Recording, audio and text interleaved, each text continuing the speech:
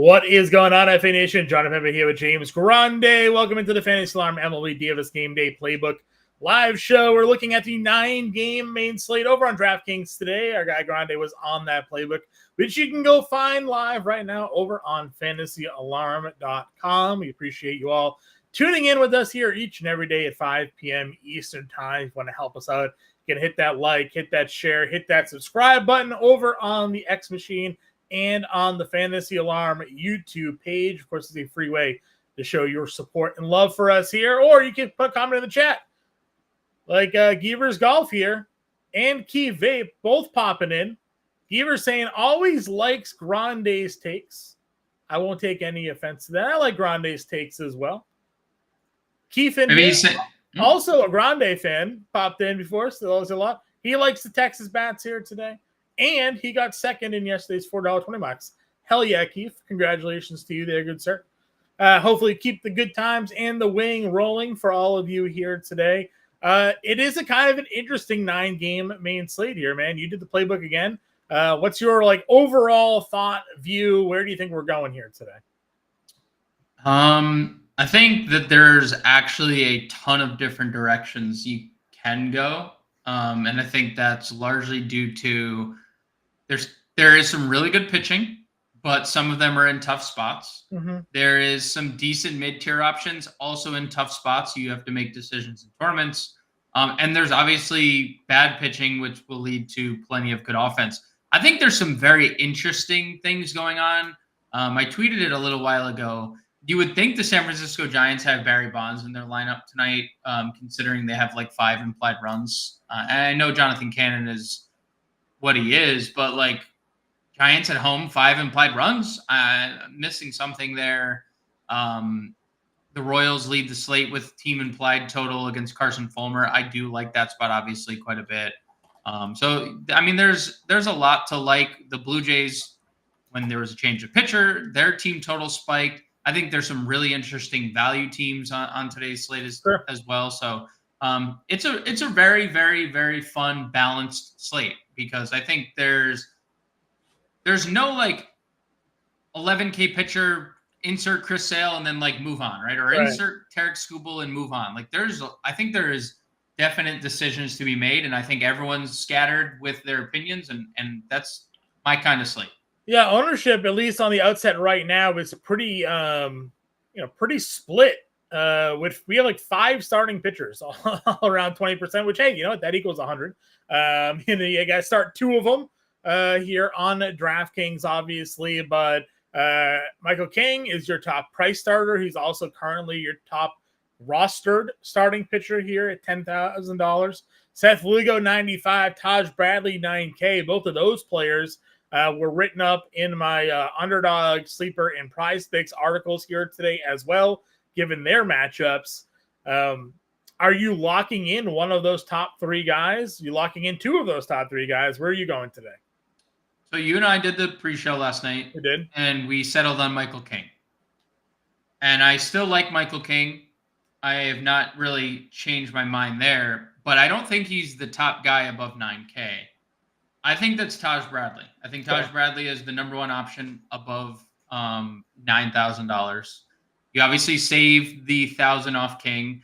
And Michael King has easily been the best pitcher of the 3. No doubt, undoubtedly, it's not even a question. He has been the best of the 3. Recent form, 100%. Recent form. But I think when you look at everything in Bradley's favor tonight, there's been massive movement on the strikeouts. It was plus money. It's now minus 130 on 6.5 strikeouts. Yeah. He's minus 250 to go over 17.5 outs. That's not even close to. I mean, Gossman's outs total is the largest on the slate. 19.5 outs, which I might still take the over.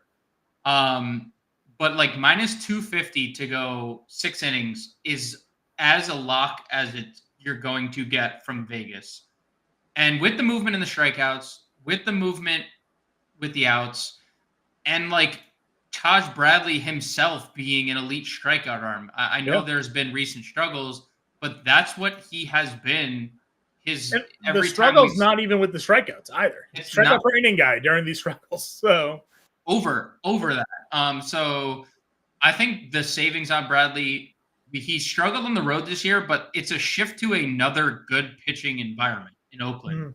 And Oakland's offense that had been really good has obviously sputtered and is hitting lefties specifically. So I'm good with playing all three of them. I wrote all three of them up in the playbook today.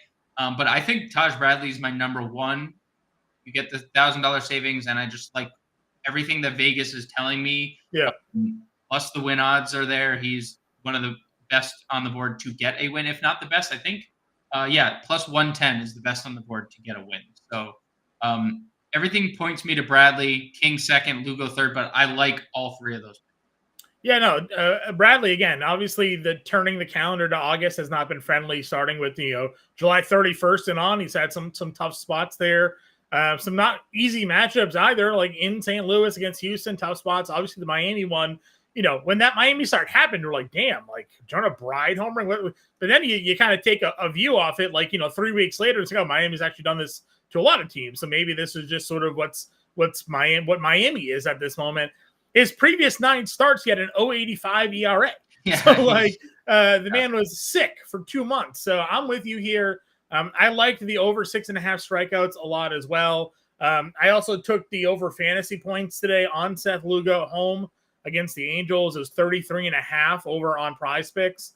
You get a quality start boost over there. You get the win points and things like that. So FanDuel play, if you like the quality starts, I think Lugo certainly a guy to look at as well. Where are you on this next tier of Gausman, Kikuchi, Wu, and Houck? Gausman obviously pitching very deep in the games. He has that 19.5 outs prop here. Cincinnati's offense, they certainly have guys that can be tough at times. Do you like current form Gausman at 88? I do, and I like attacking Cincinnati away from Great American because they've just, even though, this is like the better split for them as a team, they are just not good when they're not playing in an advantageous offensive park. And Toronto is not that. So I do like Kevin Gausman. I wouldn't say I like him more than Yusei Kikuchi because I think Kikuchi starts usually go one of two ways. There's usually like a massive quantity of strikeouts, which we've gotten since he's arrived in Houston. He's missing so many bats, or he gets blown up. But you look at like all the Sabre metrics, it has been a very unlucky season. And you actually sent a link out today that like basically suggested Toronto's tried to use all their money this offseason to get Ohtani and then didn't get anybody else. And it's just been a bad team because there were so many holes left after they didn't have a plan B. Kikuchi's Sierra and xFIP are both a full run lower than his ERA is this year. We obviously know the strikeouts have been there. This is the second highest strikeout rate of his career. And we've talked about it. Like Boston's offense against lefties is obviously improving. And I'm not going to discredit them there. I mean, you look at their lineup tonight. Their former 3-hitter against lefties, Connor Wong, is hitting 8th, right? Like that obviously shows the depth that they've have now. But they still lead. With all that being said, they still lead baseball. They still lead baseball in strikeouts against left-handed pitching. So I think that this tier is just chock full of like tournament plays because Gausman's really solid, Kikuchi's really solid. Brian Moore's pitching as well as maybe anyone across Major League Baseball, but he has the matchup against the Dodgers. Like he's gonna be lower owned because of that. Yeah. And I said it on the show last night. The Dodgers do strike out, and it's not like this return of Max Muncy and Tommy Edman. They were apparently both going to be activated and play tonight. It's not like Muncy doesn't strike out a bunch, right? To only add to that, and I understand like the power upside of the Dodgers, but Wu in tournaments is interesting. Really no interest in Tanner Houck. I mean, like, I don't love Houston's offense against right-handed pitching, but also the strikeouts have just really fallen by the wayside here for Tanner Houck. It's not even like I want to stack Houston necessarily. Yeah. Because I don't like the fact that no matter how much of a struggle bus it is for Tanner Houck, everything's still on the ground. Like it's still It just massive. faced him too 2 starts ago, 6 innings and earned. So it's not like he had, the one strikeout's obviously the concern there. So, but he did kind of shut that lineup down. 7 homers over the last 10. Again, his home run numbers are starting to creep up a little bit here. And lefties, actually, I think I looked it up. Lefties over his last 5 starts, it's like 2.5 homers per 9 or something like that. It's pretty bad. So maybe Jordan at home gets to him, but we'll see. Kyle Harrison's my guy here. We built the lineup this morning. Kyle Harrison was in that lineup with Michael Cain that we put together. The matchup against the White Sox, they have an 0.58 ISO over the last 30 days against left-handed pitching. It's like a 28% strikeout rate. A lot of good numbers suggesting Kyle Harrison's going to have himself a good start. Ran into Atlanta. They hit a couple homers off of him. That's the only damage that really happened against him. Washington is Washington. They're just a pesky team at times. Cincinnati against lefties, they're in Cincinnati, tough spot. But he shut down a bad offense in Colorado on back-to-back starts. He shut down Minnesota here. So, against bad teams, he has the stuff. They're home. It's also going to be, again, like a weirdly cold night-ish in San Francisco again. I don't know if you saw that note. It's only going to be a high of 60 today, and obviously getting colder as the night moves on. So, maybe that kind of plays in to the Kyle Harrison factor as well. Never mind the fact that he's the cheapest of that core group we just talked about.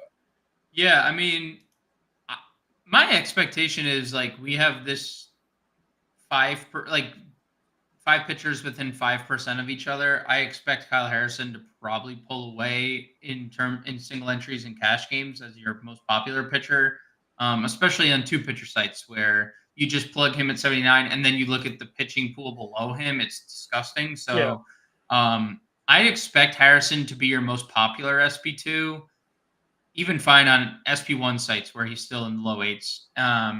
But yeah, I mean, it's a great spot, and everything's suggesting in Vegas like plus 145 to pick up a win tonight. That's in the top 5 of the slate.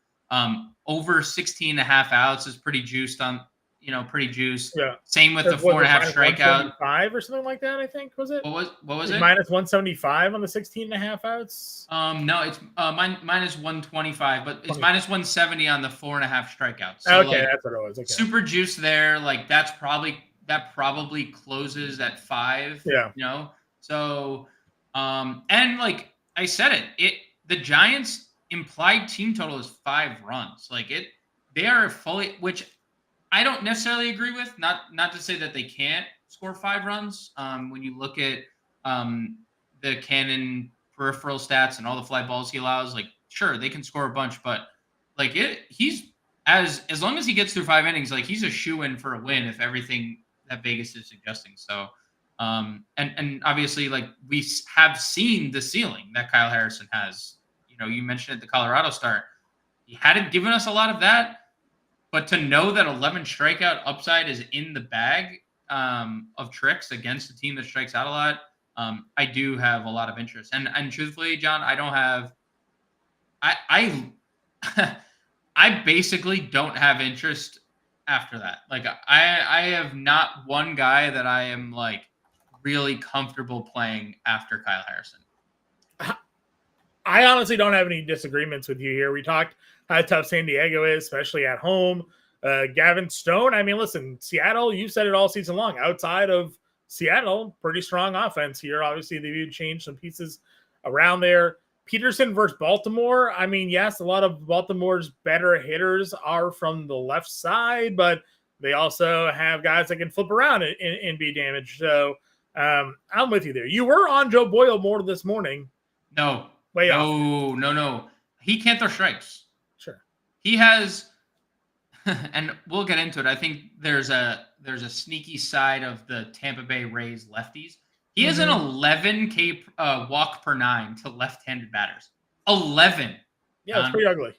That is the worst number that's the worst number I've seen. Was that worse than the Paxton early season number? Well, Paxton's was wild because his walks per 9 and his K per 9 were the exact same number, which is unheard of. I think that is what it is for Boyle against lefties specifically. I think he has an 11 K per 9, only a 20% K rate though, and an 11% walk rate, which is, that's awful. And that's his problem at every level. He just hasn't been able to throw strikes. So I think there's a sneaky side of the Tampa Bay lefties tonight. So I'm not on Boyle. I think their strikeout appeal because Tampa strikes out a lot, but I don't find him going deep. Sure. I'm definitely understandable there. Anthony says stacking Houston. I'm not really looking to stack Houston. I think there are better offenses to stack here today than going at Tanner Houck. I mean, you could play them. You mentioned the lefties like Jordan and Carantini hitting fifth is interesting. Yeah. I think like a 2-man, but that's not obviously too correlated. I do like Diaz hitting third, but like, do you want to pay $4,600 for your catcher today when you could also just play the catcher on the same team hitting fifth for? Yeah, or you play like Joey Bart, you know? Yeah. Like, Well, I mean, things have changed there a little bit with the different pitchers. So, maybe it wasn't as good as people thought in the morning, but yeah, I mean, I'm okay with Houston. It's 1.7 homers per 9, by the way, to lefties over the last 5 starts for Tanner Houck. That said, like 218 batting average against still. Like he's, the righties are doing all the damage. 344 batting average against him his last 5 starts. Lefties aren't hitting anything, but they are hitting home runs when they do. So, take that for whatever it is there. And there's still so many ground. And at the end of the day, if he has everything on the ground, like you're not. Yeah, he throws a lot of spinners, man. So like he creates bad contact. It's just if they float in the zone, right? Then they go far. So, all right, catchers you mentioned. Moving on over here, you talked obviously some of the Houston guys there. You have the Boston bats as well. Danny Jansen is hitting $3,400. Mentioned the ISO and the numbers for him since coming over to Boston. Our guy Freddie Furman, someone that we'd like to generally plug in as a cheap play. He's $3,300 here as well. You mentioned Carantini, $2,900 as the value play for today. Always in on Kyle Raleigh, big split side for him, power side for him against righties. Gavin Stone last year struggled a lot against lefties. Anything here else that you're looking at? Just Alejandro Kirk hitting fifth. That would be the only other. That would be the only omission that you had in your list. I agree. A lot of people playing Royals and Padres. Says Anthony. I bet. I mean, the Padres, Michael King is, arguably the best pitcher on the slate, and the Royals have the highest implied team total on the board. Yeah. First base, we don't know. I assume Freeman's not playing tonight. We'll miss Monday's game. There we go. So you got Ohtani here at $6,800. Vlad, 57 against the rookie there, getting called up. Aguilar, Salvi, Alonso, your 5K tier. Yeah, I mean, obviously you can always play Ohtani. That's fine. I do think the Blue Jays seeing their team implied total rise pretty drastically today once they announced Aguilar as the official starter. 7K per 9 at the AAA level. Yeah, I mean, not a great mark. The one thing I'd say is lefties gave him fits at both levels. 458 slug, 797 OPS. So I'm good with Vladdy because this guy has not pitched too much into AAA, right? Like those numbers are pretty for AA mostly, for like spending most of your year at AA. So I'm in on the Blue Jays today. So Vladdy, I'm in on Salvi. I like Alonso quite a bit. I think the Mets are one of my favorite stacks of the day, just naturally. I mean, you look at, the Mets have like 8 players that have 800 plus OPS and like good sizable samples this year. So I'm interested in Pete Alonso 5K, but I do like the following tier after the 5K. Yeah. Dwayne, we just ran through pitching. If you want to go spin back and watch the first like 15 minutes of the show, we break it all down pretty nicely for you there. We'll also re-hit this and recap it for you at the end of the show, but we're gonna keep moving on here for a moment. We do a lineup for those of you who are new. We build a lineup at the end of the show, so stay with us here. We'll talk pitching. We'll put our favorite pitchers in that lineup for everybody there. Even to circle back quickly to the Vlad thing, the home road splits are pretty gross. Big home guy, 342, 973 OPS at home, helping him out there. We talked mid-tier already, liking Pascantino. We talked about last morning, the Brandon Lau positional eligibility, helping out some lineup potential builds for us here. But if you're looking at some value tonight, where you're looking? Yeah, I mean, Vinny Paz. I guess we'll talk JD Mart in the outfield. I like Spencer Horwitz here, $3,800. I mentioned Aguiar struggles against lefties. Horwitz has been a little bit better lately. I like him connecting in a Blue Jays stack, hitting fourth. So that's a little bit interesting. Rowdy Tellez. Look, the pitching change didn't necessarily alter my opinion all too much on Pittsburgh. Will alter your opinion too much. You talked me into Pittsburgh a little bit. Dane Dunning, another guy, over 2 home runs per 9 innings this year to lefties. Yeah. It's been pretty bad. 2.37 to be exact, 520 slug. Ground ball pitcher, 46% fly ball rate to lefties this year, 39% hard hit rate. So, lefties for Pittsburgh, very interesting. 3,300, probably better on FanDuel. They're really, really cheap across the board over on FanDuel. But Rowdy at 33. Nathaniel Lowe, 37. I know this has been obviously a disappointing season for Nathaniel Lowe overall. Yeah. But Luis Ortiz, we said it on the show last night. Like the power has started to open up against him, and that was kind of what he wasn't allowing. He wasn't allowing any power.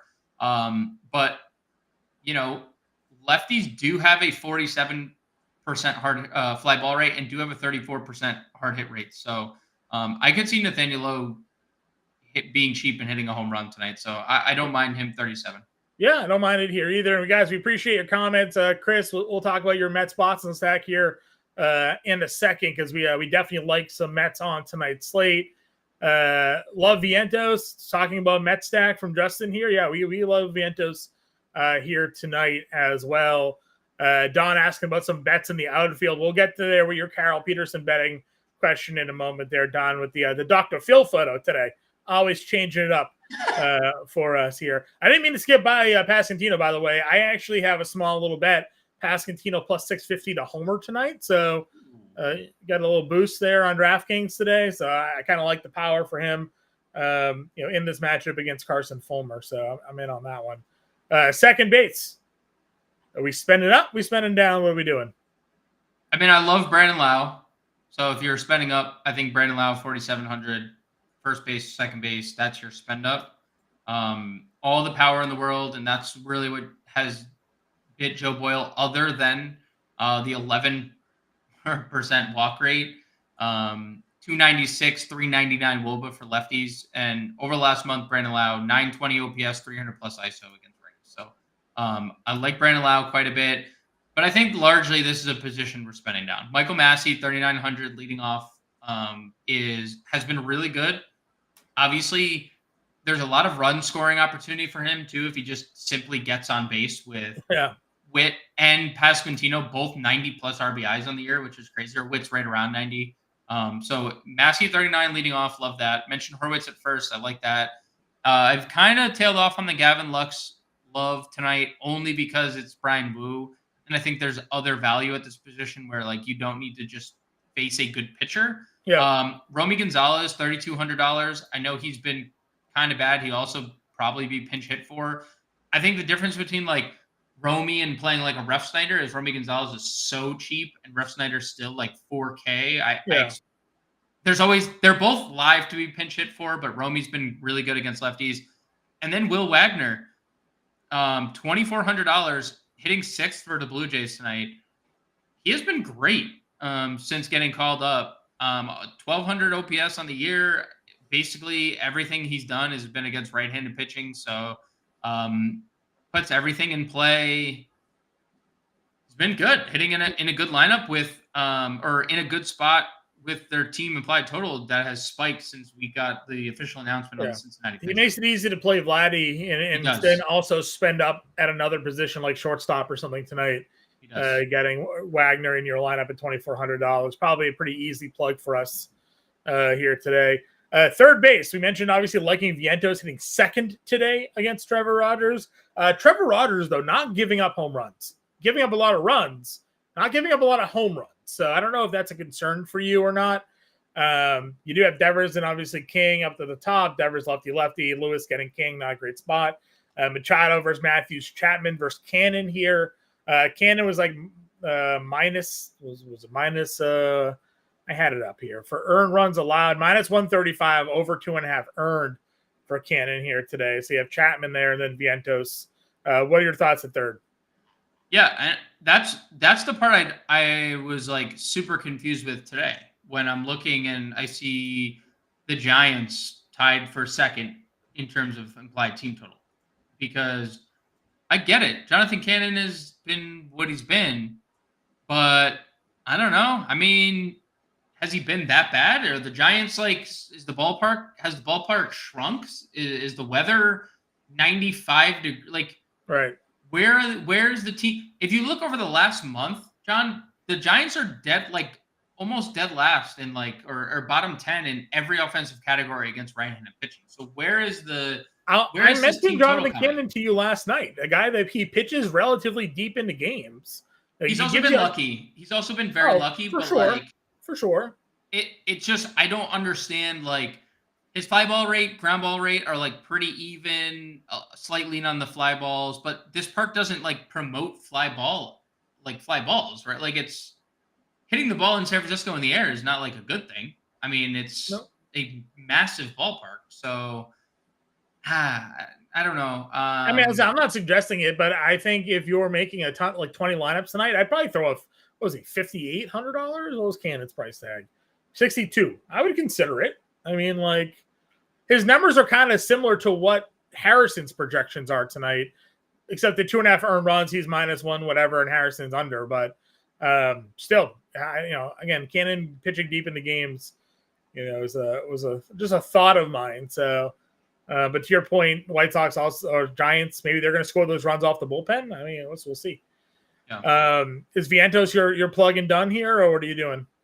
Yeah, I mean, I do agree on like the Trevor Rogers front, where it has been not the best thing in terms of like, but the fly ball rate is elevated against righties. It's a 26% fly ball rate for lefties, 35% fly ball rate for righties. The hard contact is up 3% for right-handed bats. The home runs over 1, where it's 0.66 for lefties. Yeah. And his xFIP is pretty high, like suggesting he's even had a little bit of luck. So the strikeouts are down. Like there's a lot to like about the righties. I understand that the Orioles bullpen's like pretty good too when you get there. So I just expect the Mets to get to Rogers early. Vientos hitting in this 2-hole for the last few games has been a very fruitful approach for the Mets. And it makes it really, really easy to stack your Mets. I mean, Lindor, Vientos, JD Mart, 1, 2, 3, Alonso, Starling Marte. Like that's what I was hoping for all year long. Yeah. Like those 5 in some form. And like Vientos, I didn't like Harrison Bader randomly hitting like 4th. Vientos hitting 7th, like while he's like homered in 4 straight games. It's like so. Yeah, I think Vientos. I think this is a pretty weak position overall. Like obviously you can't go wrong if you want to play any of these top guys. I think Vientos is the best over 4K. Yeah, no arguments with me. Again, Caballero with the speed aspect at $3,500. I don't mind that against Boyle. Ernie Clement down to 7th tonight, but $3,300 has been a guy that we've played a lot of here. Anybody else at third base for you? Yeah, Junior Caminero. Oh, yeah, 3,100. Sure. He's also a $2,400 third baseman only on FanDuel. Like, I love the lefties tonight. As a contrarian play, I'm really interested in some Rays against a very walk-happy pitcher that struggles with lefties. So I think this is the breakout spot for Caminero. I think we get the first home run of the year. Plus, I was just literally looking at his home run plus 600 for tonight. I think we get it. I think we get it tonight off Joe Boyle if he gets pitches to hit. And we've seen also if he doesn't get pitches to hit, he's walked in 4 straight games and has stolen bases in 2 of 4. Like, there's a lot of room for Caminero to have a big night. Yeah, he's one of our favorite plays on the show this morning. Shortstop, Bobby Witt, Mookie Betts, Ellie De La Cruz, Gunnar Henderson, Francisco Lindor, Corey Seager, the cover of today's show, O'Neal Cruz, Tyler Fitzgerald, all over 5K. Where are you Yeah, going? yeah. This is kind of not fair because again, it's really a tough spot. I mean, I think Witt is obviously the best of the bunch. I didn't really know how to like write analysis about Bobby Witt anymore He's because good. like I don't know, I don't like what else do you need to say? You said it yesterday on the show. Like every time you look, he's still hitting 400 plus, and like the power's there, and the runs, and like it's just so. Um, the Royals lead in implied team total, so everything points to Witt. I love Lindor. He's been so good this year, so good lately, so good against lefties. This is an absolute smash spot for Corey Seager to homer in. It just feels inevitable with the way Luis Ortiz has allowed the fly balls and the hard contact to lefties, and the power started to come around. The regression there. Love the O'Neal Cruz home run spot as well against Dane Dunning. I mean, all of everything O'Neal Cruz has done this year has been against righties. 843 OPS, 212 isolated power. So if you want to play O'Neal Cruz, I don't think there's like a wrong answer. If I were to like shrink the shortstop position, it would be Witt, Lindor, Seager, and Cruz for me. But like, I'm never gonna not tell you to play Ellie. I'm never not gonna tell you to play Mookie. Yeah. You can always play Gunnar, who's homering against everyone. Even though David Peterson doesn't allow home runs, that's why I largely, doesn't allow really anything right now. It's Right. just I was to say, nothing. but if they can get him out of the game, then maybe the Yes. bullpen gives some stuff up here. Sure. To your Seager point, last 5 starts for Luis Ortiz, 3.3 homers per 9 to left-handed hitters. So you got him in Texas, warm weather, fly ball guy, giving up some homers lately. Could see Seager pulling one out there as well. Mid-tier group for us here. This was a position again last night where I felt like we didn't really love the mid-tier. We kind of just jumped over it and went to the value and largely just went to Caminero if we didn't spend up. Has anything adjusted for your thoughts here at short? Not really. Like if you were gonna play someone, I think Zach Nato against Seth Lugo is fine. Just given his home run, stolen base acumen. I think IKF here at 3,600 was kind of waiting to see if they would lead him off, even with the righty. They are. Dunning's been good against right-handed pitchers or right-handed batters, but IKF leading off, there's stolen base upside there. But not else. I think this is a pretty shallow position after you get under 5K. I agree with you. Outfield, however, is super deep. Ohtani, your top price guy. Mookie with the dual positional eligibility. Jordan, Duran leading off, obviously. I mean, where do you look to start your outfield builds? I mean, I'm like, man, I don't know. I'm not like necessarily in love with the 5K tier. I like Reynolds better on FanDuel where he's like $3,000 cheaper. Sure. I like Tyler O'Neill against lefties. There's a chance he homers, right? Always. So hitting second, I like that spot. I'm not really living in this range. You can play Ohtani, you can play Jordan, you can play any of these guys. It's fine. I just I'm spending up at shortstop. I'm spending up at first base. Like this is not a position I'm necessarily getting to, although you obviously can.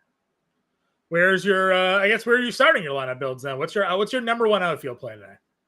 Number one outfield play. Let's see what I have in the playbook.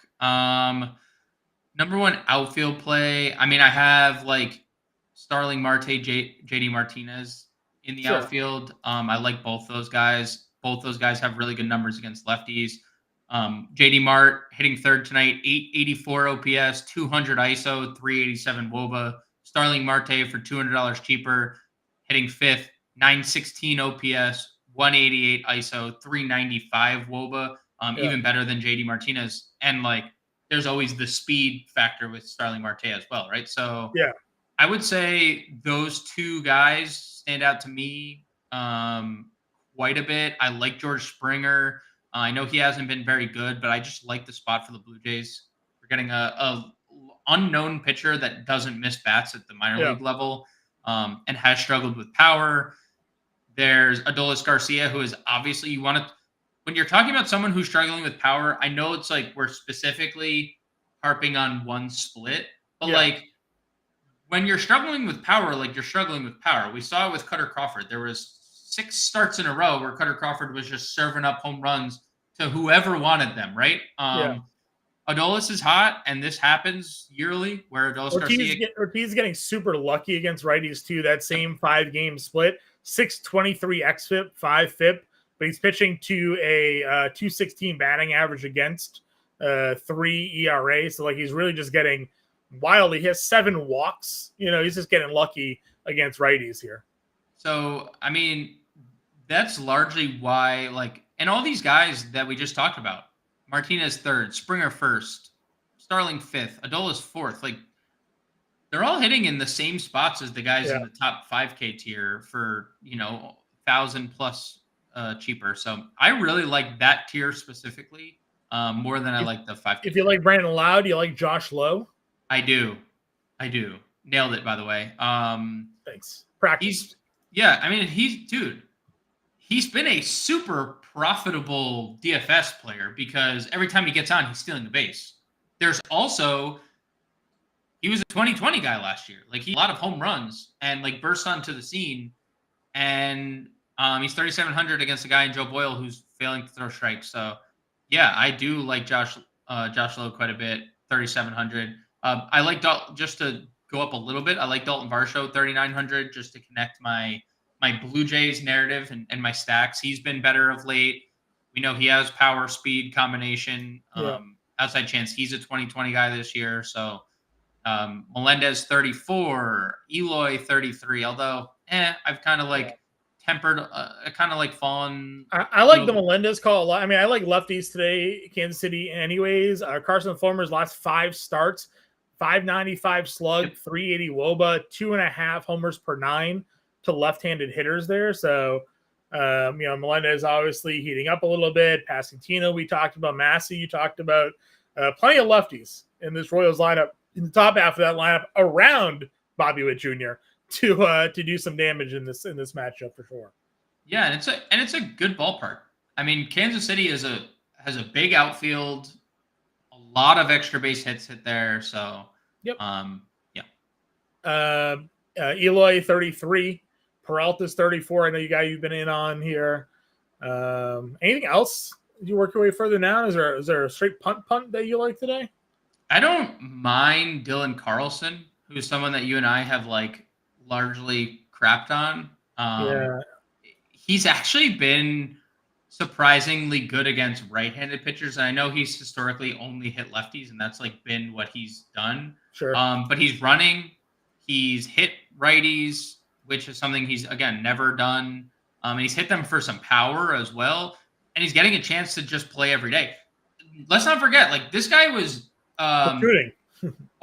But he was also, I believe, in a potential Soto deal, someone that the Cardinals were not willing to give up. That was their selling point, right? Juan Soto. Yeah. He would be their leadoff hitter to the Cardinals against lefties. Him and Edman would flip-flop, right? Yep. So, I mean, again, am I sitting here campaigning for Dylan Carlson to be he's a must play? No, but I told you I like the Rays as kind of a sneaky GPP if you're building a lot of lineup stack. So yeah, I mean, I do think there's some merit to getting to Dylan Carlson. I know Austin Slater has been downright dreadful this year, but he's a 2,500 leadoff hitter for the Orioles, so that will be pinch hit for.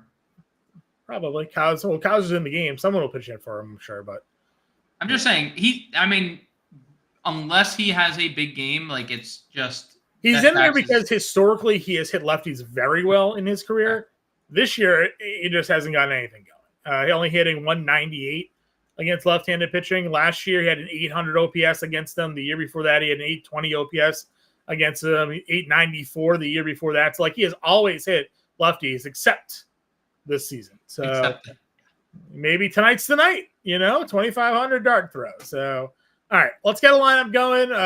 We'll go back to pitching here. Dwayne had asked us earlier about our pitching, as did Anthony, if we liked Gausman or not. Taj Bradley was our number one. Plugging in Taj Bradley here today, got him in this matchup against Oakland. Strikeout upside galore. Biggest favorite on the board to get a win.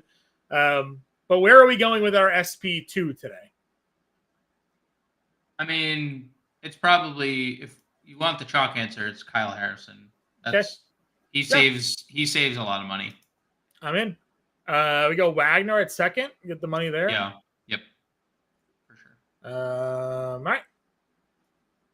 Are we doing a Met stack or what are we? How are we building here?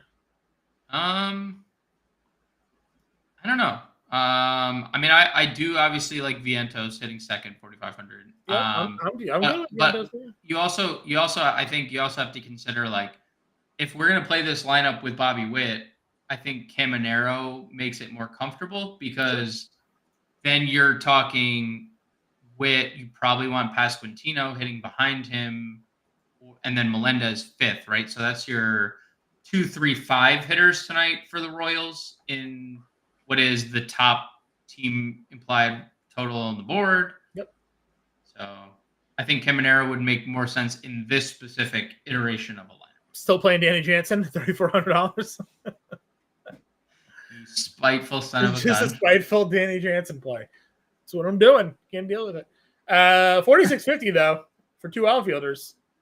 Yeah, I mean, this is where I think we can get, if we wanted to get our Mets exposure, you just plug JD and said he'd get a pinch hit for last time. Oh, there he is. Look, Nick. Speak of the devil. What's up, Nick? Who did he get pinch hit for? Probably Austin Slater. Okay. Probably play Austin him. Play him. You go play him. He's leading off. I just said, listen, I called him out. He's leading off, man. Like, I'm fine with it. They definitely don't always pinch hit for him, but we've also seen plenty of times when these guys have been pinch hit for. So you never know. We'll see what happens when they get later in the game. If it's if they need to actually pinch hit for him or not. You know, sometimes it all depends on the flow of the game. We have $500 left over, though. Would you make any adjustments with the money? I like it. I mean, I kind of like it. I like Royals tonight. I like the lefty bats. I like it. If you wanted to save some money, you could certainly go down to Lindor and get your more Mets if you want to. Or if you wanted to, take that $500 and go play Joey Bart. You know, whatever your liking is, it's there. It's there for you. One off play. It's Dane Dunning now, though. The conversation has changed a bit. So. No, it is Dane Dunning. All right, Bradley, Harrison, Jansen, Pasquantino, Wagner, Caminero, Witt, Melendez, Martinez, and Marte as an example lineup for everybody here today. We'll be back tomorrow. Henry will be on the playbook there. Can we give 2 hitters from Arizona that we think will record a hit? Adam Oler pitching. Throws to the right side. So I don't even know. Yeah, not on the slate. It's a bullpen game. I guess he's stretched out from the minors.